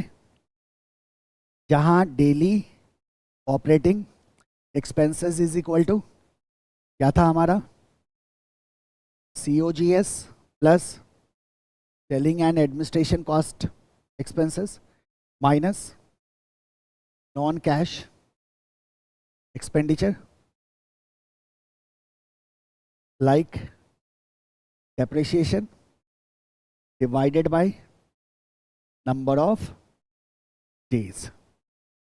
और लास्ट है हमारे पास नेट वर्किंग कैपिटल। क्या कहा इसको हमने, CA माइनस CL। ये आपका टॉपिक है, it's all about your liquidity ratios, ठीक है। It's all about your liquidity ratios. तो हर एक कैटेगरी के लास्ट में हम we will be making a summary chart and then we will see in the problem, है ना। इसको फटाफट ड्रॉ कर लीजिए, फिर हम क्या करेंगे, हम इसके आधार पे जो भी प्रॉब्लम्स हैं, कुछ प्रॉब्लम्स को, सारे प्रॉब्लम्स को नहीं बट कुछ प्रॉब्लम्स को वी आर गोइंग टू। तो चलिए स्टार्ट करते हैं क्वेश्चंस को। अब जरा देखो इसको कि ये शीट जो है ना, ये शीट ये जो क्वेश्चंस है ना, this questions are not there in your book, है ना। उसका रीज़न है बड़ा सिंपल सा, कि मैं कुछ बेसिक क्वेश्चंस आपको क्लास में कराऊंगा हमेशा, फॉर्मूला पे कमांड के लिए थोड़ी बहुत क्लैरिटी आ जाए। जो क्वेश्चंस हैं बेसिकली जो एग्ज़ाम में हमसे पूछे जाते हैं वो आपको बुक में मिलेंगे, राइट। तो अब ये आपको ये सेट कहाँ से मिलेगा, क्योंकि ऐसे कई सारे सेट होंगे, राइट। और जिन सेट को हम क्लासरूम में ही सॉल्व करते हुए चलेंगे, कुछ भी या कुछ में असाइनमेंट्स होगा तो वो मैं आपको सॉल्व करने के लिए दूंगा। अगर आपने गूगल ड्राइव या पेन ड्राइव क्लासेस ले रखे हैं, पेन ड्राइव अगर ले रखा है तो आपके पेन ड्राइव के फोल्डर में आपको ये शीट मिल जाएंगी। अगर आपने गूगल ड्राइव ले रखा है तो गूगल ड्राइव में फोल्डर बना हुआ है आपका क्लासरूम शीट्स के नाम से, क्लासरूम प्रैक्टिस सेट के नाम से, वहाँ ये शीट्स आपको मिल जाएंगे, राइट। तो वहाँ से आप ये शीट क्या कर लोगे, डाउनलोड कर लेना, क्वेश्चन को एक बार देख लेना। हालांकि आपके स्क्रीन पे ही क्वेश्चन दिखेगा और ये छोटे छोटे क्वेश्चंस होंगे, तो इस पर ज़्यादा चिंता करने की भी आपको ज़रूरत नहीं है, right. These sheets are there already in your drives, ठीक है। जो बच्चे लाइव क्लास में हो, you can simply get these sheets in your WhatsApp group, या फिर आप सिंपली क्या कर सकते हो, ऑफिस को फ़ोन कर लो, you will get the sheet immediately, ठीक है। तो लिक्विडिटी रेशियोज़ की हम बात कर रहे हैं। लिक्विडिटी रेशियोज़ के कुछ बेसिक क्वेश्चंस हैं जो फॉर्मूला फोकस्ड क्वेश्चंस हैं, हमें बेसिकली फॉर्मूला में क्लैरिटी चाहिए, for that purpose we are doing it. देखो, information given below, question number 1 क्या कह रहा है आपसे, क्वेश्चन नंबर 1 कह रहा है कि you have an inventory of ₹2 lakhs, you have the cash in hand is of 50,000, you have sundry debtors of 3,50,000, you have creditor for 4 lakhs, and we have bills receivable of 25,000, and bank overdraft is of 25,000. These things are given. Now, अब हमें क्या कहा जा रहा है कि इस information के आधार पे we have to calculate the current ratio, quick ratio and the cash ratio. हमें करंट रेशियो, क्विक रेशियो और कैश रेशियो को कैलकुलेट करना है based on these information available with us. Okay, now see this, अगर हम इसको यहीं solve करें, कहीं और जाने की जरूरत ही नहीं है हमें, हम इसको यहीं सॉल्व कर सकते हैं बहुत आसानी से। सबसे पहला हमसे क्या कह रहा है, सबसे पहला कह रहा है करंट रेशियो कैलकुलेट करने के लिए हम जानते हैं current ratio is equal to current assets upon current liability. Current ratio is equal to current assets upon current liability. अब मेरे को बताओ यहाँ हमारे पास करंट असेट में क्या क्या आएगा, करंट असेट में क्या क्या आएगा। तो हम कहते हैं सर देखो, बड़ा सिंपल सा तरीका, अब यहाँ अगर हम देखें तो हमने कहा सर जो ये जो क्रेडिटर है ये तो मेरी लाइबिलिटी है, क्रेडिटर क्या है, ये मेरी लाइबिलिटी है, और बैंक ओवरड्राफ्ट है सर, ये भी मेरी क्या है, लाइबिलिटी है। तो बैंक ओवरड्राफ्ट एंड क्रेडिटर ये दो मेरे लाइबिलिटीज हैं। अगर मैं इन्वेंट्री की बात करूँ, ये असेट साइड में जाएगा, कैश किधर जाएगा, असेट साइड में जाएगा, डेटर किधर जाएगा, असेट में जाएगा, बिल्स रिसीवेबल किधर जाएगा, असेट में जाएगा। इसका मतलब क्या हुआ कि फर्दर हम इसको क्या कह सकते हैं कि सर जो इन्वेंट्री है plus cash plus सन्डी debtors plus bills receivable, ये मेरा असेट है, डिवाइडेड बाय दो हमारे पास लाइबिलिटीज हैं, एक हो गया क्रेडिटर और दूसरा क्या हो गया, बैंक ओवरड्राफ्ट, है ना। सो क्या हो जाएगा जरा देखो इसको, 2,50,000 कितना हो गया, 2.5 लाख और 3.5, तो ये हो गया 7 लाख, 7,25,000। तो 7,25,000 हमारा क्या हो गया, असेट हो गया। लाइबिलिटीज में हमारा आ रहा है 4,25,000, 4,25,000 हमारी क्या होगी, लाइबिलिटीज हो गई। तो ये कितना आ गया, 6,25,000 होगा। हाँ, जल्दी काम, शैतान का बचना है इससे, 6,25,000 होगा।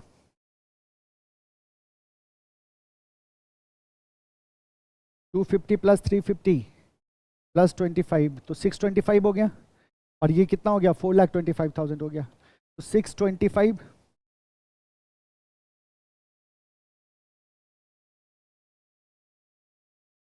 ये आ रहा है हमारा 1.47, 1.47।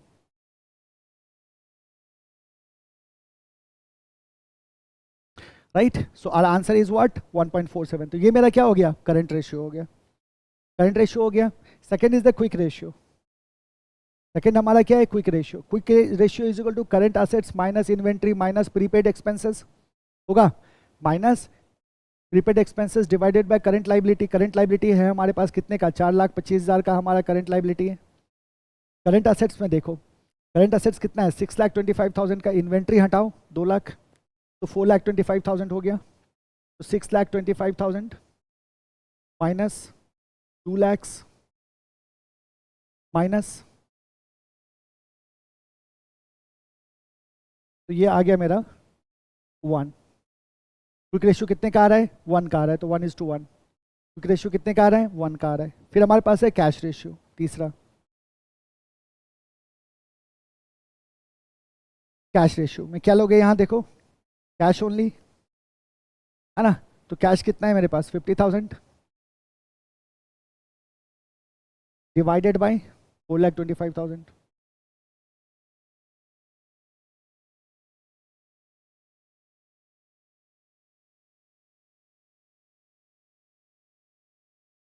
This is 0.1176, 0.12। ये मेरा क्या आ गया, ये मेरा कैश रेशियो आ गया, is to 1। ये आपका सोल्यूशन है, current ratio, quick ratio and cash ratio. तो कैश रेशियो में हमारे पास सिर्फ क्या आएगा, कैश लेंगे यहाँ से, कैश बैलेंस हमारा कितने का है, 50,000 का है।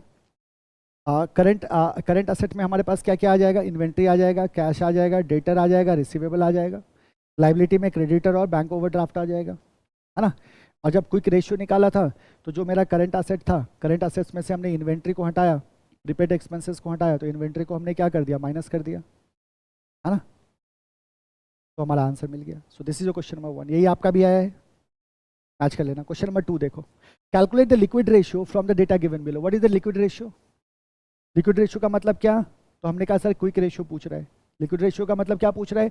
Quick ratio. और हम जानते हैं quick ratio is equal to quick assets upon current liability, है ना। Quick assets upon current liability. तो जरा देखो इसमें quick assets upon current liability, तो क्विक एसेट क्या होगा हमारा? तो हमने कहा सर करंट एसेट जो है हमारे पास, उसमें से इन्वेंट्री को माइनस करेंगे, उसमें से प्रीपेड एक्सपेंसेस को हटाएंगे। यहाँ प्रीपेड एक्सपेंसेस है, पिछली बार हमारे पास प्रीपेड एक्सपेंसेस नहीं था, डिवाइडेड बाय करंट लायबिलिटी, है ना।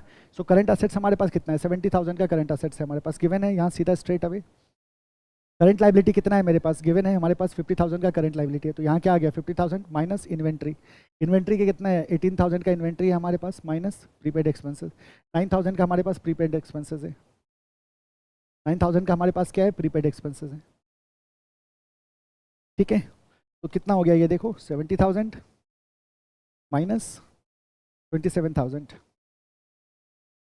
43,000 divided by 50,000, this goes to 0.86:1। ये हमारा क्या हो गया? क्विक रेशियो हो गया। ओके, तो यहाँ हम रुकेंगे क्वेश्चन नंबर 2 पे। ये शीट आपके पास है, बाकी 3 क्वेश्चंस को आप एक बार अटेम्प्ट करोगे, बनेगा बनेगा, नहीं बनेगा कोई बात नहीं। बनेगा कैसे नहीं, बहुत इजी है, बहुत आसानी से आप सॉल्व कर लोगे। अगले क्लास में पहले मैं बाकी उन 3 क्वेश्चन को आपको सॉल्व कराऊंगा, और 3 क्वेश्चन को सॉल्व कराने के बाद हम सेकंड लेवरेज रेशियो पे मूव करते हैं।